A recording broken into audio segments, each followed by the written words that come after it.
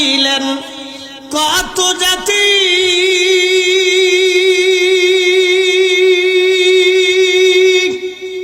হইল না তার প্রেম প্রীতি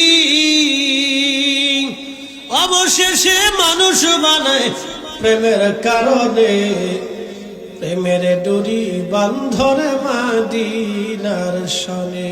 আহা প্রেমের ডুরি বান্ধরে মদিনার শনে বলেন তো আল্লাহর কাছে কি দেহ যায় না আত্মা যায় এই জন্য আল্লাহ বলেন কদ আফলাহা মান যাক্কাহা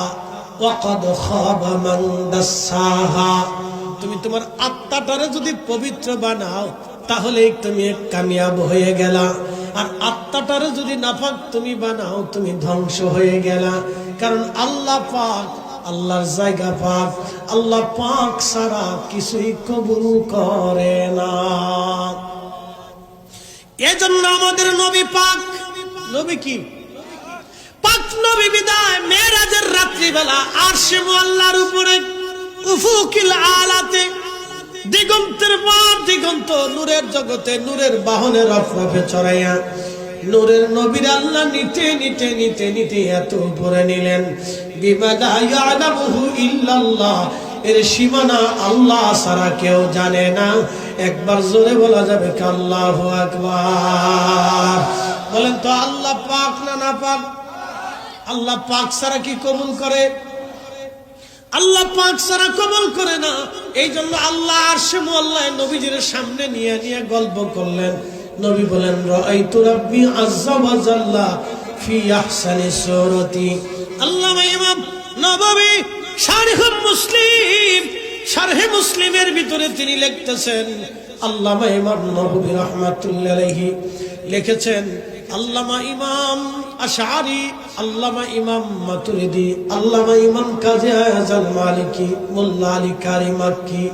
ইমাম আহমদ খুফাজি আল্লামা ইমাম মুহাম্মদ কাস্তালানি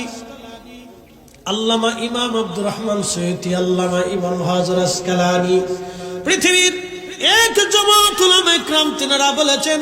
রাইসুল মুফাসসিরিন হযরত আব্দুল্লাহ ইবনে আব্বাস রাদিয়াল্লাহু আনহু বলেন আরশে মুআল্লায় যাইয়া আমার নবী আল্লাহর সামনাসামনি বৈশা দুই কপালের চোখ দিয়ে আল্লাহকে দেখেছেন নবী বলেছেন রাআইতু রাব্বি আযজা ওয়া জাল্লা ফি আহসানি সূরাতি উম্মত রে আমি আল্লাহকে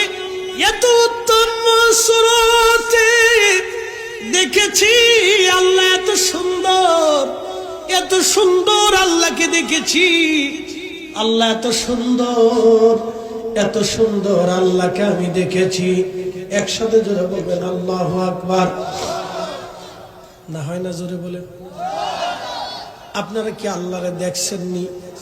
হ্যাঁ তো আল্লাহ আছে জানেন কেমনে কেমনে বিশ্বাস করছেন কারে দিয়ে বিশ্বাস করছেন